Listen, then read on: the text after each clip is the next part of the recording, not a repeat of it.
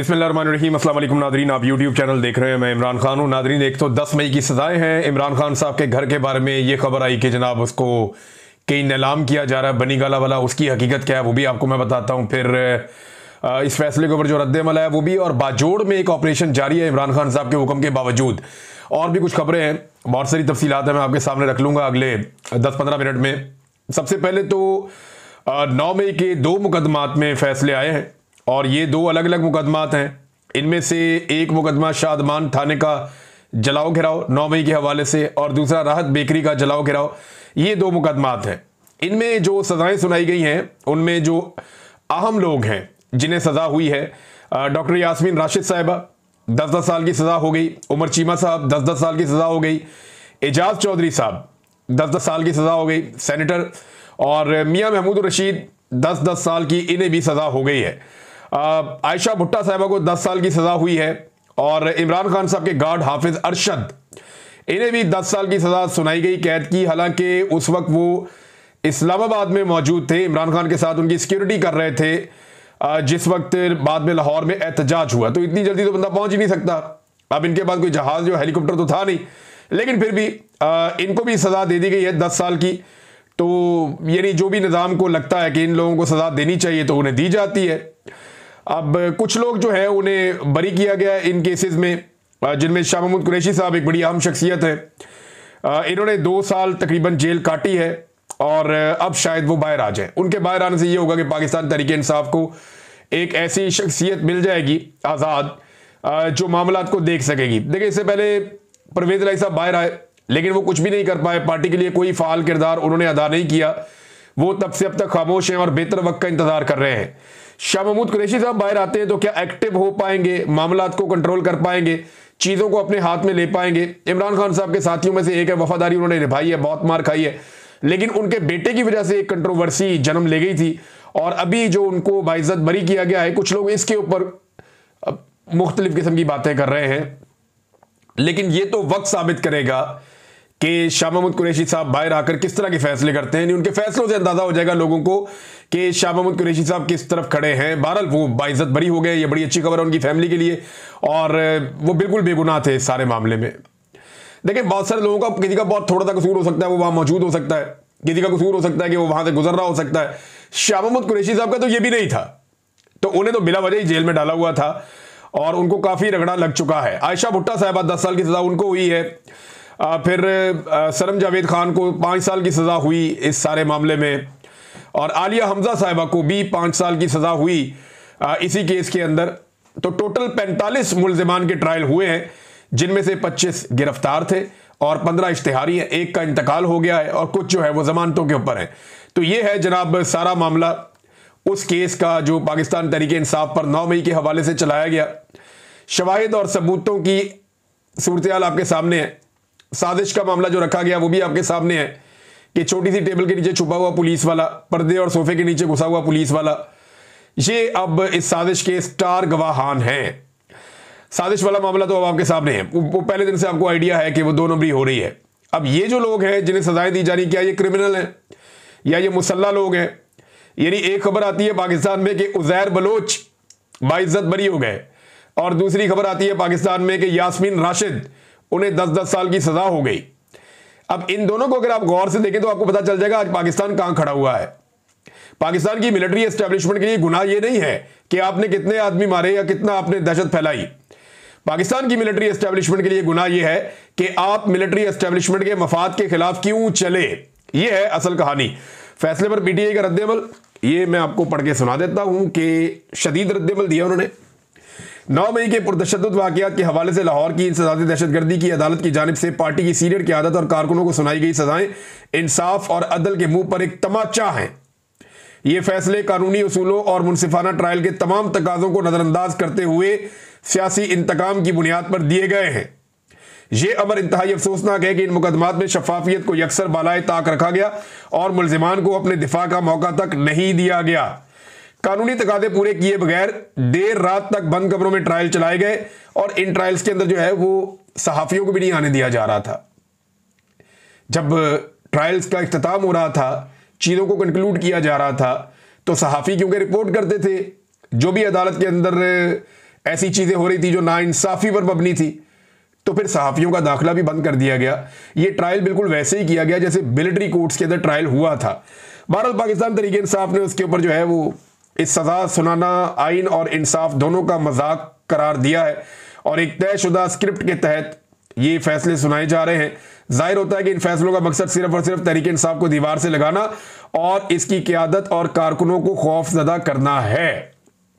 तो नाज़रीन, सादी सी बात यह है, वन लाइनर, ये जज हैं जनाब मंजर अली गुल साहब, इन्होंने ये फैसला सुनाया।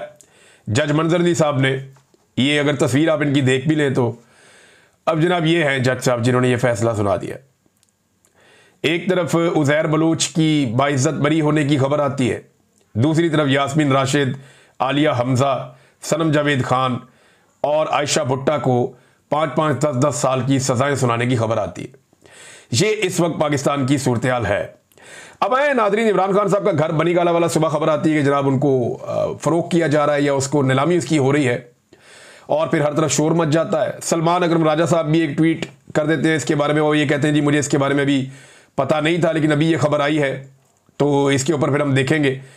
लेकिन ऐसा हुआ कुछ नहीं, बल्कि ये इमरान खान साहब का बनी गाला का घर नीलाम नहीं हो रहा था, क्योंकि देखिए नीलामी का कोई अदालत से ऑर्डर ही नहीं है ना। वैसे तो पाकिस्तान में कुछ भी हो सकता है, लेकिन बनी गाला का जो घर है इमरान खान साहब का, उसकी नीलामी का कोई ऑर्डर नहीं था। लोगों ने इसको ऐसे लिया क्योंकि जो इश्तिहार लगा हुआ था ना, उस इश्तिहार पे इमरान खान साहब का ऊपर नाम लिखा हुआ था और बनी गाला लिखा हुआ था। तो नॉर्मली आदमी को यही लगता है, मुझे भी पहले इश्तिहार पढ़ के यही लगा कि ये ऐसा ही है, लेकिन फिर मैंने 2-4 लोगों से रब्ता किया तो उन्होंने बताया नहीं, ये प्रॉपर्टी मलिक रियाज की और फराह खान की है। यानी कुछ प्रॉपर्टी जो है वो मलिक रियाज के बेटे अली रियाज के नाम पे थी और कुछ जो है वो फराह खान की प्रॉपर्टी थी जो बुशरा बीबी की दोस्त हैं। फराह खान बहुत सारे हवालों से कंट्रोवर्शियल हैं, पंजाब में ट्रांसफर पोस्टिंग के हवाले से भी इनका नाम आता रहा है और कुछ करप्शन के हवाले से भी इनका नाम आता रहा है, लेकिन अभी तक इनके खिलाफ कोई ऐसी चीज़ पकड़ी नहीं गई और ये काबू भी नहीं आई। ये पाकिस्तान से बाहर चली गई थी और बुशरा बीबी की क्योंकि ये ताल्लुक वाली थी तो बुशरा बीबी को इनके जरिए से लपेटा जाता है, लेकिन बुशरा बीबी के खिलाफ अभी तक कोई चीज़ वैसे साबित करने में रियासत नाकाम रही है। बार फराह खान वाला मामला जो है ये पहले भी मशकूक था और आज भी है, और ये जो नीलामी हुई है इसमें 2 लोगों की प्रॉपर्टी थी, अली रियाज की जो मेरी इत्तला के मुताबिक है और फराह खान की थी। अली रियाज की 405 कनाल की जो अराजी है, 405 कनाल, ये इसके बारे में है कि ये सेल हो गई है, ये बिक गई है और फी कनाल जो है वो 34,20,000 रुपए के हिसाब से बिकी है। तो कीमत तो बड़ी अच्छी, यानी ये सस्ती बिक गई है। जिसने खरीदी है वो तो मुनाफे में रहा है। 34 लाख रुपए कनाल तो इस्लामाबाद में ज़मीन मिलती ही नहीं है।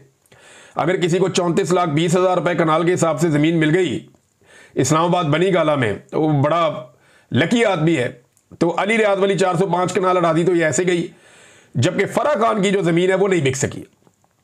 टोटल 2 लोग आए जो इस बोली में शामिल हो रहे थे, यानी लोगों की दिलचस्पी भी नहीं, लोगों को आइडिया है कि ये ज़मीनें कैसे बिक रही हैं और क्या हो रहा है, कल को पता नहीं क्या होगा, अदालत से कोई ऑर्डर आ जाएगा, बिला वजह मुशक्कत करने की ज़रूरत नहीं है। ये चीज़ें शरीफ खानदान के साथ भी होती रही हैं, लेकिन उनके तो बड़े सीरियस मुकदमात थे करप्शन के। लेकिन जो उनके घर के साथ किया गया, उनकी गैर मौजूदगी में परवेज़ मुशर्रफ ने उनके घर को एक ओल्ड होम में तब्दील कर दिया था और वहाँ पे बूढ़े लोग रहते थे।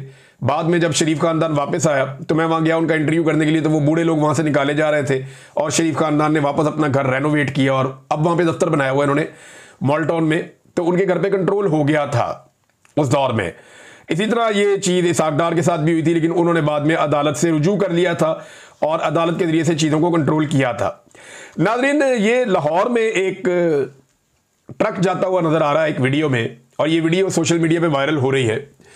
इस ट्रक के ऊपर 2 पाकिस्तान के झंडे लगे हुए हैं और ट्रक की बैक साइड पे फील्ड मार्शल आसिम मुनीर का फोटो लगा हुआ है। ये माजी में होता रहा है। ज़ियाउल हक के फोटो भी हमने ट्रक के पीछे लगे हुए देखे हैं, हमने परवेज़ मुशर्रफ के फोटो भी ट्रक के पीछे लगे हुए देखे हैं, हमने निशाने हैदर जो हमारे फौजी हैं उनके भी फोटोज लगे हुए ट्रकों के पीछे देखे हैं। हमने एक जो है वो ज़ियाउल हक के बहुत देखे ट्रक आर्ट। उस दौर में ये किया जाता था कि ट्रकों के पीछे ज़ियाउल हक के फोटो लगाए जाते थे ताकि हर तरफ ये ट्रक जाते हैं तो साथ फोटो भी जाए। तो अब फील्ड मार्शल आसिम मुनीर साहब की एक ट्रक के पीछे एक फ़ोटो लगी हुई है और ये लाहौर में से गुजर रहा है। क्योंकि मैंने इस इलाके को पहचानने की कोशिश की तो मुझे लगा ये लाहौर है, ये वो ब्रिज है और उसके साथ वो जो वायर्स वाला ब्रिज है ये वो वाला है मीनार पाकिस्तान के करीब। तो गालिबन ये वहां से गुजर रहा है। तो मैं चंद चीजें इस वीडियो को देखने के बाद आपको बता दूं। एक तो इस ट्रक के ऊपर एक ड्रोन उड़ रहा है जो कवरेज कर रहा है इस ट्रक की खास तौर पे। दूसरा, इस ट्रक के पीछे एक DSNG जा रही है जो लाइव कवरेज करती है एयरवाई की। तो एक गाड़ी एयरवाई की इस ट्रक के पीछे कवरेज के लिए है और इस ट्रक के ऊपर भी एक ड्रोन है। और तीसरी बात यह है कि लाहौर में दिन के वक्त ट्रक दाखिल नहीं होते। जब तक मुझे पता है कानून का आखिरी खबरें आने तक, तब तक तो लाहौर में यह कानून नहीं था कि दिन के वक्त ट्रक लाहौर में दाखिल हो। और ये दिन की रोशनी में ट्रक जा रहा है इसके ऊपर, क्योंकि आसिम मुनीर साहब का फोटो है तो इसको दिन क्या रात क्या, ये जब मर्जी जहां मर्जी चला जाए। तो इस ट्रक को दिन के वक्त लाहौर में से गुजारा गया है। ये प्रोडक्शन है मेरे ख्याल में। तो आसिम मुनीर साहब को ऐसी ब्रांडिंग की क्या जरूरत है, ये समझ नहीं आ रही, या उनकी ये ब्रांडिंग क्यों की जा रही है। यानी अगर आप अलाउ करें तो पूरे पाकिस्तान के जो ट्रक वाले हैं मियां वाली से आते हैं ज्यादातर, तो ये तो सारे इमरान खान का फोटो लगा देंगे अपने अपने ट्रक के पीछे। अताउल्ला ईसा खेलवी का फोटो बहुत ज्यादा लगाया ट्रकों के पीछे, मियां वाली के जो हमारे ड्राइवर साहबान हैं उन्होंने। तो ये क्या जरूरत पड़ी है कि इतनी ब्रांडिंग की जा रही है आर्मी चीफ की, क्यों बार बार अवाम का पैसा इन चीजों पर लग रहा है, ये बात मेरी समझ से बाहर है। बहरहाल ये शाह से ज्यादा कुछ लोग शाह के वफादार भी होते हैं, लेकिन ये वीडियो जो है सारी कहानी खोल रही है कि ये कोई नेचुरली कोई वीडियो नहीं है, ये बाकायदा ब्रांडिंग की जा रही है फील्ड मार्शल आसिम मुनीर साहब की। किस मकसद के लिए की जा रही है, अभी आने वाले दिनों में उनकी एक्सटेंशन का एक मामला है। 29 तारीख के बाद वो क्या आर्मी चीफ रहेंगे या नया आर्मी चीफ आएगा, या उन्हें एक्सटेंशन 2 साल की मिलेगी या 5 साल की मिलेगी, इसके बारे में अभी कुछ आइडिया नहीं है, कुछ कहा नहीं जा सकता। लेकिन इस वक्त उनकी ये ब्रांडिंग करने का मकसद क्या है ये समझ आ जाती है। नाज़रीन, एक और चीज है, बाजोड़ की सूरत हाल लगातार खराब हो रही है। वहां पे एक ऑपरेशन चल रहा है और लोग कैंपों के अंदर बेयारो मददगार पड़े हुए हैं। जो लोग नकल मकानी कर आए हैं उनके लिए हुकूमत ने किसी किस्म का कोई बंदोबस्त नहीं किया। वो मुख्तलिफ इलाकों में रिहाइश पदीर हैं बेचारे, उनके लिए सर ढांकने के लिए भी जगह नहीं है कुछ लोगों के लिए। सूबाई हुकूमत ने और वफाकी हुकूमत ने कोई खास इकदाम नहीं किए। जो वहाँ मकामी सहाफ़ी हैं वो ये बता रहे थे, हमारे एक सहाफ़ी हैं जाहिद खान साहब, वो सुबह नाश्ते का सामान और खाना पीना लेकर गए थे बहुत सारे लोगों के लिए। उन्होंने अपील भी की है कि ये लोग आपके मेहमान हैं, ये मुसीबत के मारे हैं, अपने इलाके छोड़ कर आए तो इनकी मदद करें। तो मेरी भी पाकिस्तानियों से गुजारिश है जिन जिन इलाकों में ये लोग आते हैं, जिनके इलाकों में ऑपरेशन किया जा रहा है, इनकी मदद करें। दूसरा एक और चीज़ ये है कि इमरान खान ने अली अमीन गंडापुर को कहा था कि अगर ऑपरेशन नहीं रुकवा सकता तो इस्तीफा दे दो। अब वो बजाय इसके कि ऑपरेशन रुकवाएं, वो कर्फ्यू लगाने का ऐलान कर रहे हैं अली अमीन गंडापुर साहब, और जगह जगह कर्फ्यू लगा रहे हैं और कर्फ्यू के बाद वहां पे ऑपरेशन हो रहे हैं। तो इस वक्त बाजोड़ में एक ऑपरेशन जारी है, मिलिट्री ऑपरेशन, जिसे इमरान खान साहब ये समझते हैं कि ये मसाइल का हल नहीं है बल्कि इससे मसाइल बढ़ जाते हैं। लेकिन गंडापुर साहब ऑपरेशन रुकवाने के बजाय ऑपरेशन में सहूलतकारी कर रहे हैं और लोग नकल मकानी भी लोगों की हो रही है, उनका ख्याल भी नहीं रखा जा रहा। दूसरी जानिब जो है वो लोगों के घर और उनकी इमारतें वो तबाह हो रही हैं, कोलेटरल डैमेज भी साथ साथ हो रहा है। और अली अमीन गंडापुर साहब कर्फ्यू लगाकर मदद भी कर रहे हैं, जबकि इमरान खान साहब से मिलने से अली अमीन गंडापुर साहब गुज़िश्ता काफी लंबे अरसे से कतरा रहे हैं। वो इमरान खान साहब से मुलाकात करने भी नहीं गए।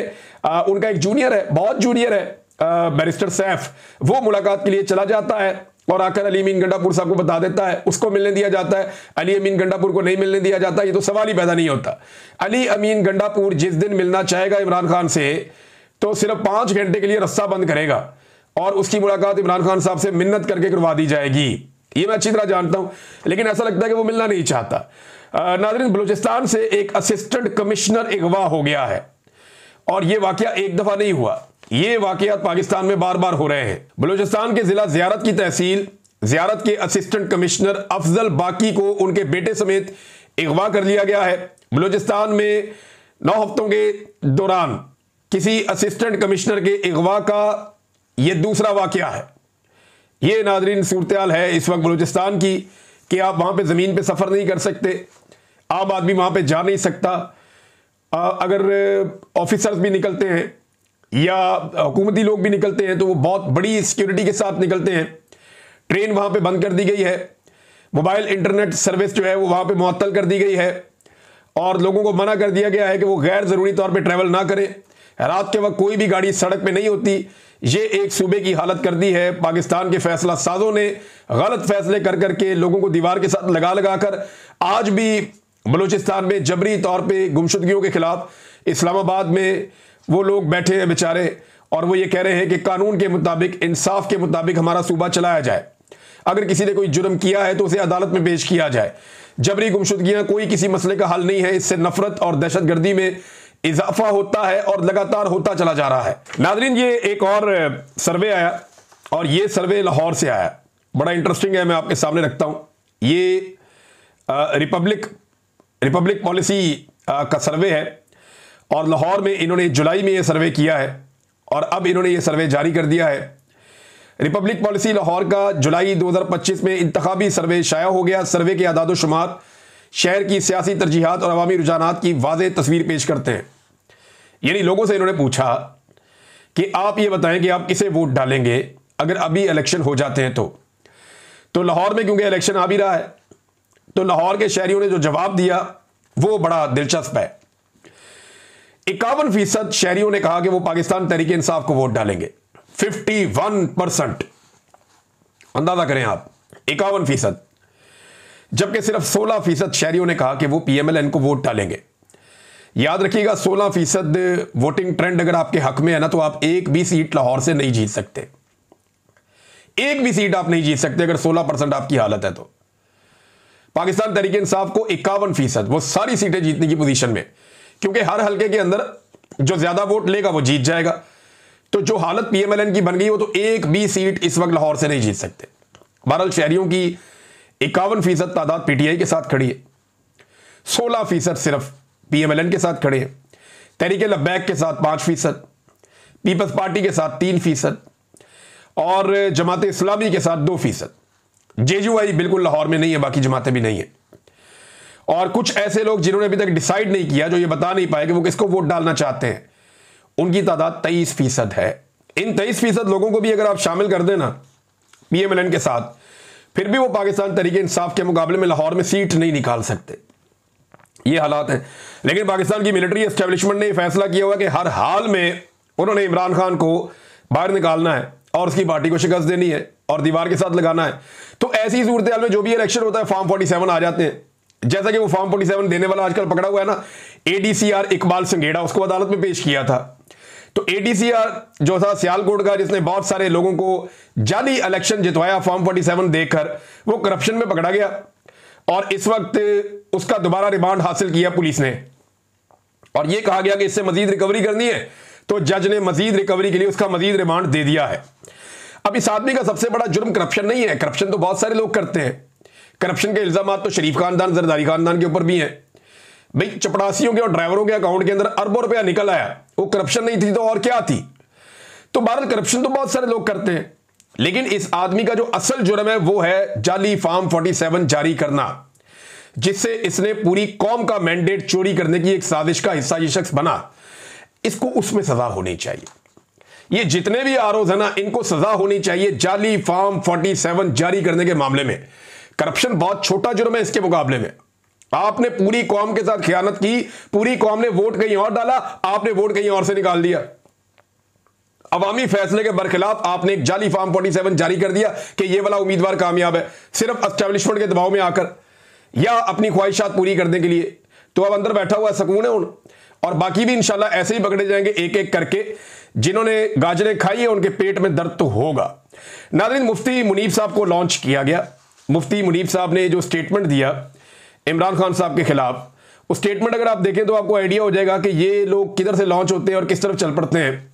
वो कहते हैं खान साहब के बारे में कोई पेशगोई की जा सकती है और ना कोई उनका जामिन बन सकता है। वो किसी और को टनजन जंगल का बादशाह कहते हैं, लेकिन अपनी जमात की हद तक वो खुद भी जंगल के बादशाह से आगे की चीज है। अब ये मुफ्ती साहब जो है ना, ये एक दो दिन से बहुत तनकीद कर रहे हैं इमरान खान साहब पे। तो इद्दत के केस में ये मुफ्ती नहीं बोला, यानी जब इद्दत जैसा एक दीनी मामला छिड़ा उसके अंदर ये मुफ्ती नहीं बोला। वजू के लिए इमरान खान ने बताया उसे गंदा पानी दिया जा रहा है, उस पर यह मुफ्ती नहीं बोला।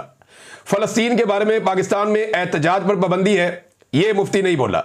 जनरल कुरेला को, जिसने ईरान के ऊपर अटैक करवाया, जिसने हर जगह पे वो फलस्तीनियों की या हमास की मुखालफत करता है और इसराइल की हमायत करता है, उसको पाकिस्तान में अवार्ड से नवाजा गया, यह मौलवी नहीं बोला। ट्रंप को नोबेल इनाम के मामले में यह मौलवी नहीं बोला। खवातीन को सड़कों पे घसीटा गया, चादर और चार दीवारी का तकद्दुस बार बार पामाल किया गया, यह मौलवी नहीं बोला। लेकिन अब सोशल मीडिया के खिलाफ यह बोल पड़ा, इमरान खान के खिलाफ यह बोल पड़ा। तो अब आप अंदाजा करें हर आदमी कहां कहां से कंट्रोल हो रहा है। वैसे सोशल मीडिया के खिलाफ ऐसा लगता है कुछ बड़ा होने जा रहा है। उसकी वजह यह है कि आसिम मुनीर साहब भी, उनके कुछ और जानने वाले भी, ये 2-4 मौलवी भी, और इनके अलावा बलूचिस्तान का जो वज़ीर आला है वो भी, अब ये सारे लोग एक साथ यकजुबान होकर सोशल मीडिया को टारगेट करना शुरू हो गए हैं। तो ऐसा लगता है कि मुल्ला मिलिट्री अलायंस जो है वो एक दफा फिर एक्टिव हो गया है और अब सोशल मीडिया को ये टारगेट करने की कोशिश करेंगे। नाज़रीन, 2 छोटी छोटी खबरें ज्यादा आपको बता दूं। एक तो शहजाद फारूक जो है वो अदालत में उसका केस लगा और वो बाजियाब हो गया, ये बड़ी अच्छी बात है। लाहौर से इसको गिरफ्तार किया गया था और वीडियोज मौजूद होने की वजह से केस बड़ा मजबूत था, तो पुलिस ने गिरफ्तार किया था, फिर पुलिस फंस गई, लिहाजा अदालत में जैसे ही केस लगा तो शहजाद फारूक बाजियाब हो गया। पाकिस्तान तहरीक इंसाफ का कारकुन है, अब्बास फारूक का भाई है, ये बहुत अच्छी बात है। दूसरा जो है वो सिंध में एक खबर एक आ रही है कि 14 अगस्त के मौके पर दफा 144, ये बहुत अजीब चीज लग रही है मुझे कि 14 अगस्त तो जश्न आजादी लोग मनाते हैं, तो दफा 144 क्या वाकई ये हो सकता है?